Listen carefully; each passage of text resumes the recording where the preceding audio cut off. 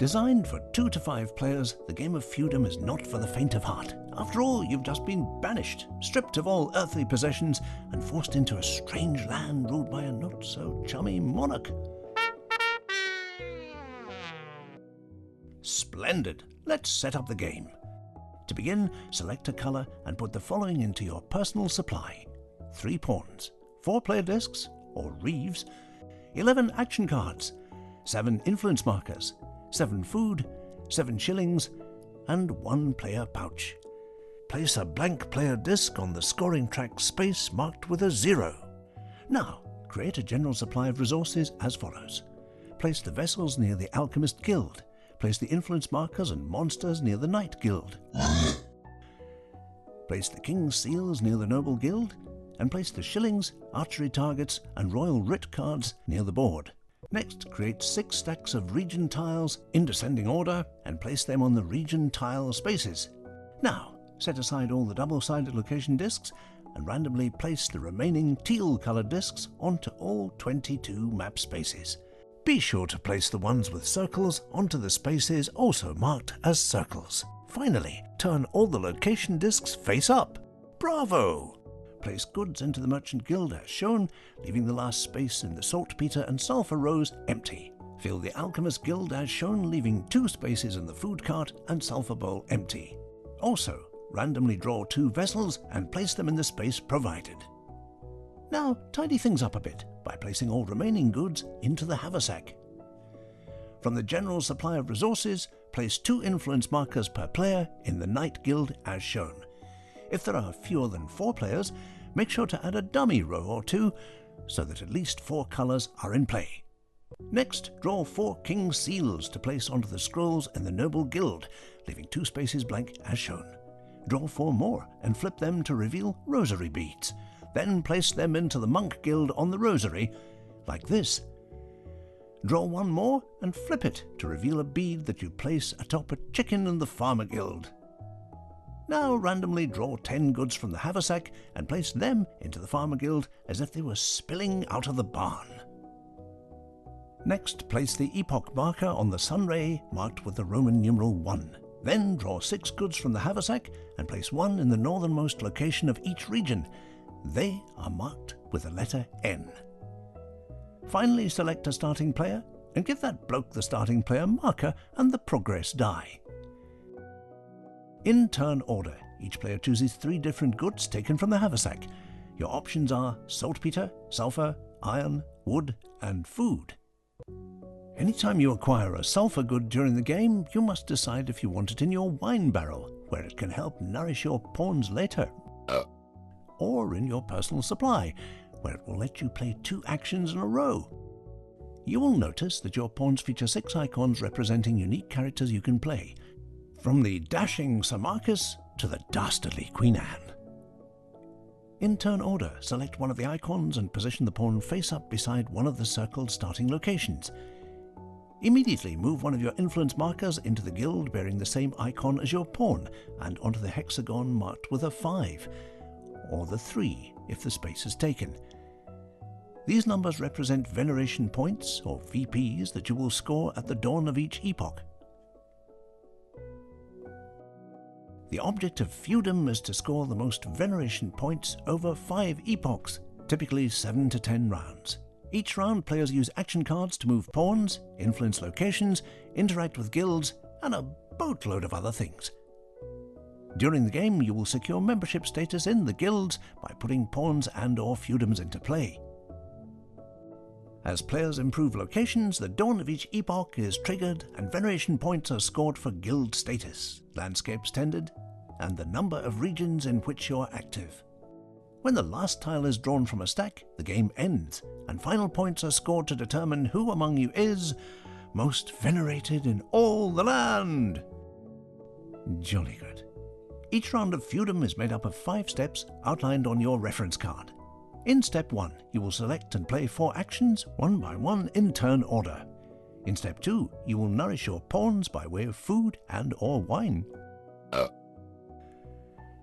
In step 3, you will roll the progress die to remove a region tile. In Step 4, you will advance the epoch marker and score the epoch if it was triggered. And at Step 5, you will pass the starting player marker and start a new round. All steps are repeated until epoch 5 is triggered, at which point the last round is scored along with final scoring. During Step 1, players secretly choose 4 action cards from their decks to create a hand for the round. Players may also place a saltpeter or sulfur good onto their player pouches to gain a bonus for the round. A saltpeter lets you add a 5th card to your hand, while a sulfur lets you play 2 actions sequentially. Once the bonus is used, the good is discarded to the haversack. After card and good selections have been locked in, players must announce, "Long live the king!" When everyone is ready, the starting player plays 1 card face up and carries out the action. Play continues clockwise, 1 card at a time, until all players have played their chosen cards.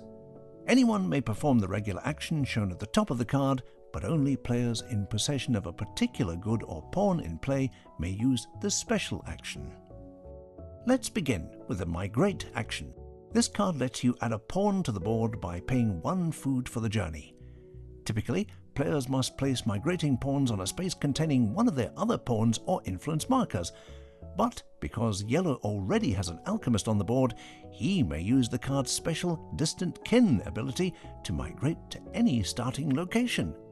In this case, yellow chooses to play the lovely farmer Miss Allison, represented by this symbol. When a new pawn enters the board, a player must also place one of his influence markers onto the guild track of the guild bearing the same symbol. The icons in the upper right of each guild show the criteria for membership.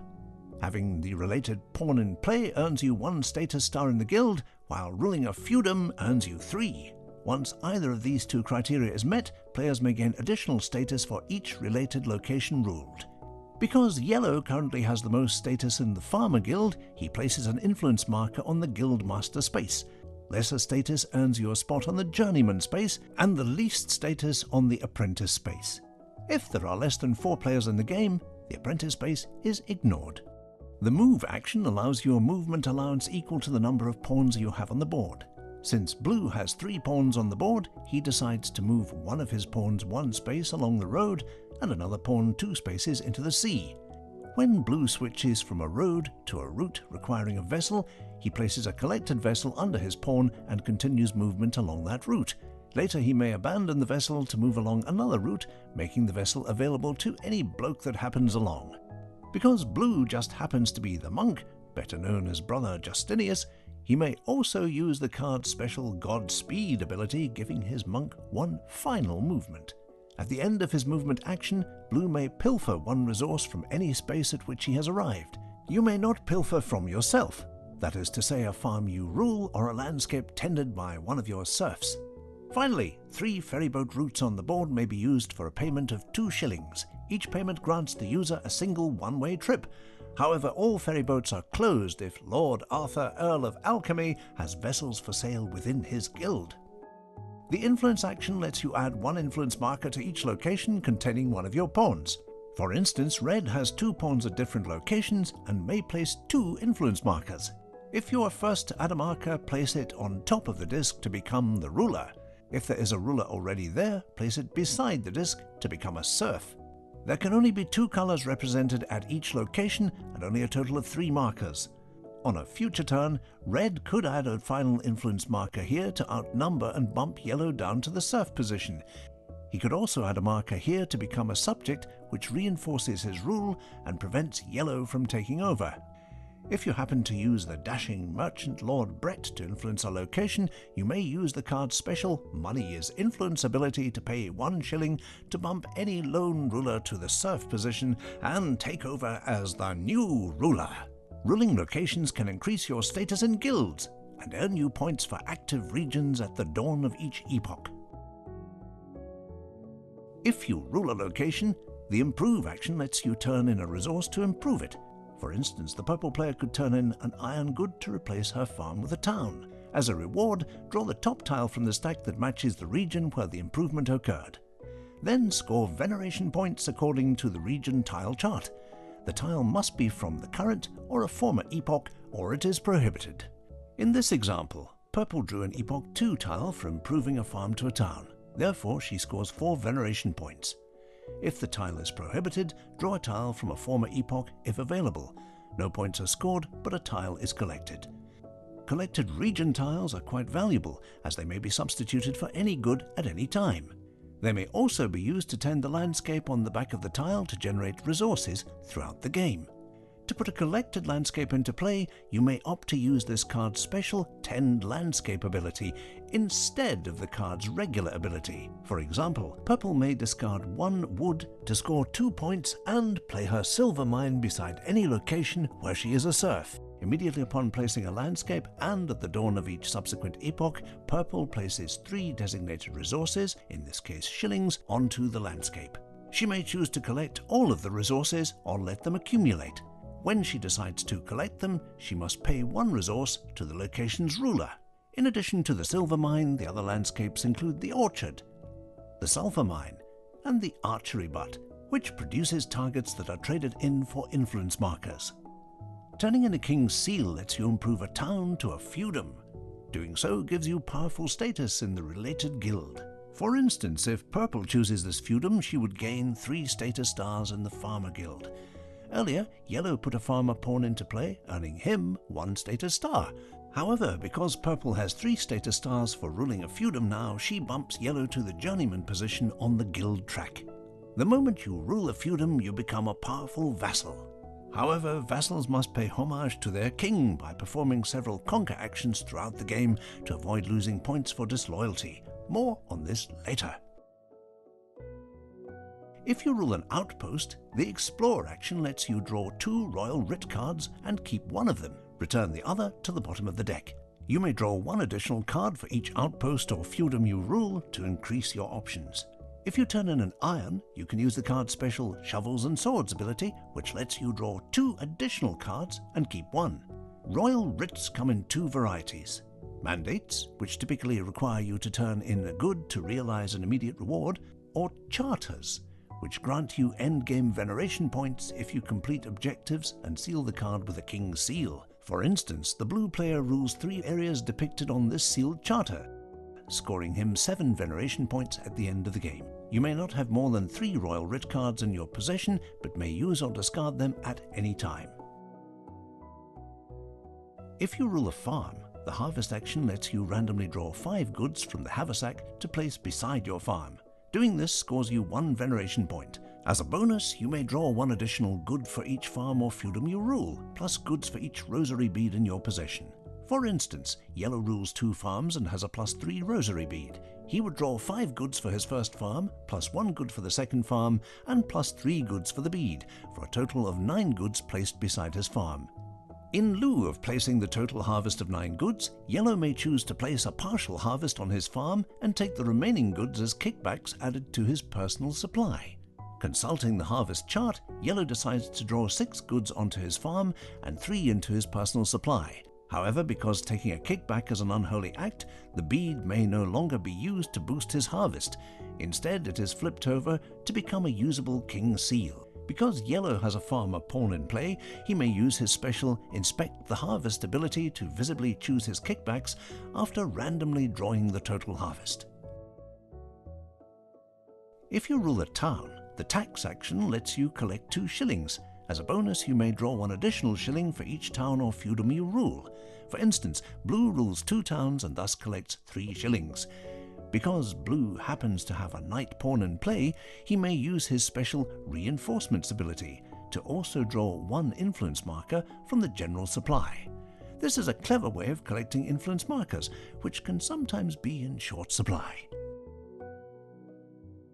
The Conquer action lets you attack a single pawn or feudum for a chance to earn 2 or 4 points, plus entry onto the military service track.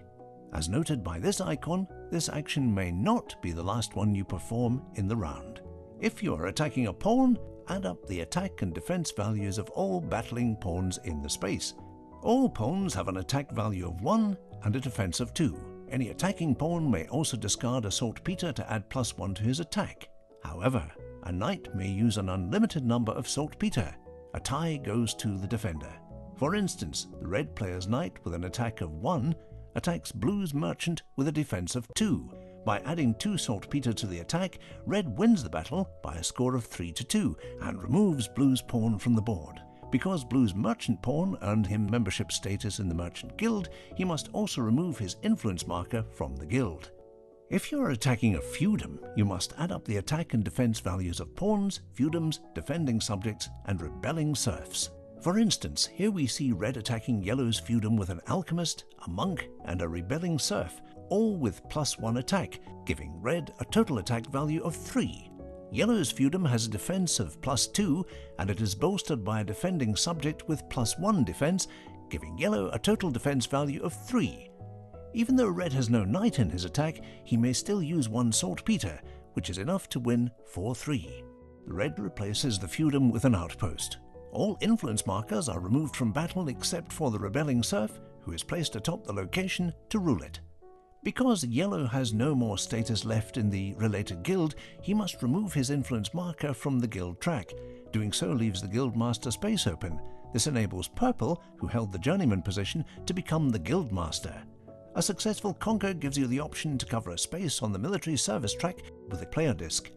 This is important to feudum rulers, otherwise known as vassals, as they will lose points for disloyalty if they fail to cover each space in sequence by the 2nd, 4th, and 5th epoch. For example, Epoch 4 was just triggered, and Yellow, who rules a feudum, has yet to perform a successful conquer. Not only did Yellow lose 3 points during the 2nd epoch for not covering the first space, Yellow now loses 4 veneration points for not covering the middle space, plus 3 points again for still not covering the first space. If you wish there was a more sinister way to perform a conquer action, you are in luck. In lieu of the conquer card's regular action, you may use a noble pawn to carry out the card's special Starve the People ability. If your noble pawn is beside an opponent's subject or serf, remove 1 from the board and remove all surplus discs from the Farmer Guild. While this ignoble act does not earn you veneration points, it does permit you to place a player disc on the military service track. If an opponent attacks one of your pawns or feudums, you may flip the pre-selected defend action out of turn to add +1 to your defense and score 1 veneration point regardless of outcome. If no one attacks you during the round, you still play the card to collect 1 point. You may also play the card's special Royal Immunity ability to thwart a Starve the People attempt by the noble pawn. Turn in a food to prevent the loss of an influence marker, and then place a King's Seal from the general supply beneath your marker to protect it from further Starve the People attempts. You may use the seal at any time, however your subject or serf will no longer be protected. The repeat action lets you replay any action card you have already played during the round, provided it features the ×2 symbol. If you turn in a saltpeter, you may use the card's special Déjà Vu ability to repeat a card even if it does not feature the ×2 symbol. However, the Conquer and Defend actions may never be played twice in one round as indicated by this symbol. If you play the move action twice in one round, you may place one of your player discs onto the first space of the Epic Voyage track. If you perform a double move in future rounds, advance your disc 1 space on the track. When you reach a space with a symbol, draw 2 Royal Writ cards and keep 1. At the end of the game, if you are leading or tied for the lead in one of the 3 sections, score the higher of the 2 veneration point values printed. Any player that reaches the monastery in the mountains will score 17 veneration points. The guild action lets you perform one of 3 possible guild functions: trade, push, or pull at any of the guilds. All 18 options are unique to each guild and are conveniently summarized on the back of your player reference card. First, we will cover the trade function. Any player may trade with a guild. For instance, you can trade shillings for goods, vessels, influence markers, king's seals, and prayer beads. When you trade for resources, you must pay guild members in rank order. For example, the purple player buys 3 shillings worth of goods at the merchant guild. Prices are noted under each good. The first shilling is paid to Blue's guild master, the second to herself, as she is the journeyman, and the third shilling, unlike the others, skips the apprentice and goes all the way across the board to charity, either to the farmer's purse or, in this case, the church coffer. If guild members are absent, return their shillings to the general supply, except for the apprentice's share, which still goes to charity. If purple's goods had cost more than 3 shillings, she would repeat rank order, with the 4th shilling going to the blue player, the 5th to herself, and so on. Players use shillings to trade with guild members, except at the Farmer Guild. Here, a player sends goods from one of his ruled farms to the Farmer Guild to receive 1 shilling or food from the haversack for every 2 goods sent. Any goods sent to the Farmer Guild above its limit of 10 go back into the haversack, unless there is surplus. The sum of the beads atop the chickens here is the number of goods that randomly spill over into the Merchant and Alchemist Guilds if space permits. Whatever is left or does not fit goes back into the haversack. When purchasing at least 3 influence markers at the Knight Guild, you may activate and control either monster. Return 2 markers to the general supply and place the 3rd on the icon that marks the monster you have chosen. Deploy the monster to a space containing one of your influence markers or pawns. Monsters add to your movement allowance, can pilfer, conquer and use weapons just like pawns. However, there are some differences. Monsters pin other pawns unless the pawn migrates off the board or kills the monster. If this happens, retrieve your influence marker. Additionally, monsters cannot influence location, perform feasts or use vessels, and monsters only have a defense of 1. The behemoth may move along roads and flying machine routes, while the sea serpent is limited to ship and submersible routes. Finally, monsters do not need to be fed. They eat people. Now let's discuss the push function. Only the guild master may push resources out of his guild to the guild on the right in an attempt to complete 1, 2 or 3 objectives to score 4, 5 or 6 veneration points. For instance, Yellow's guildmaster may invent 1, 2 or 3 barrels and or vessels by turning in the required resources per the chart in the Alchemist Guild. If you invent a vessel, place it in the guild. If you invent a crud barrel, fill up the leading barrel section in each player's row with influence markers at the Knight Guild. For example, if 1 crud barrel is created here, blue gets 3 barrels, red gets 1, yellow gets 2, and purple gets 1. Completing the push action at either the Monk Guild or the Farmer Guild also triggers the distribution of the church coffer or farmer's purse.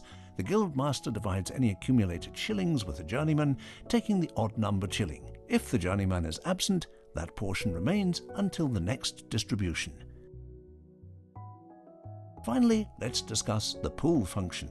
Only the journeyman may pull resources into his guild from the guild on the left. Unlike the guildmaster, the journeyman need only complete 1 objective to score 3 veneration points and to draw 2 royal writ cards, keeping 1 of them. For example, even though the red player's journeyman occupies the Knight Guild, he may invent 1 barrel or 1 vessel from the Alchemist Guild to earn 3 veneration points and a royal writ card.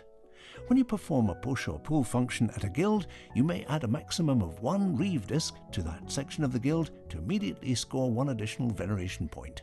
If you perform a push or pull function with a reeve already in the guild, you earn a point for the reeve, plus a point for a reeve you have placed in another guild. In this way, reeves can be a valuable way to run your guilds. However, the more reeves you deploy to your guilds, the fewer player discs you will have for the military service and epic voyage tracks.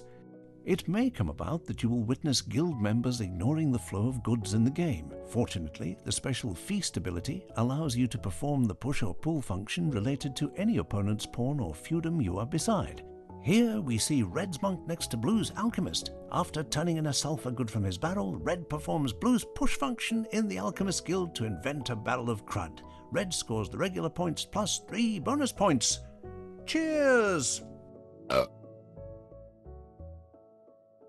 After the last action card is played in a round, you must nourish your pawns on the board with food and or wine. To nourish with food, turn in a food good to the haversack. To nourish with wine, remove a sulfur good from your wine barrel and place it atop a pawn. At the end of the following round, remove the sulfur to satisfy the nourishment requirement. In this way, wine is a more efficient way to nourish pawns. However, while a pawn carries the sulfur good, its attack and defense are reduced to 0. Unnourished pawns go back into your personal supply. If losing a pawn takes you out of a guild, retrieve your influence marker from that guild. Once all stomachs are filled, the starting player rolls the progress die and removes a region tile matching the region rolled. The tile must be from the current or a former epoch. If not, roll again. Here we see that the mountain icon has been rolled, and thus the tile from the mountain region tile stack is removed. After rolling the progress die, consult the region tile chart to see if a new epoch has been triggered. Here we see the 2 epoch 4 tiles are now showing, which triggers the next epoch. Move the epoch marker 1 sunray to the right, score the epoch, and replenish resources as follows. First, players are rewarded for their status in each of the guilds, the number of landscape they tend, and the number of regions in which they are active. For example, the yellow player scores 10 points for being the guild master in 2 guilds, 2 points for this empty landscape, 4 points for a landscape with resources, and 5 points for being active in 3 regions.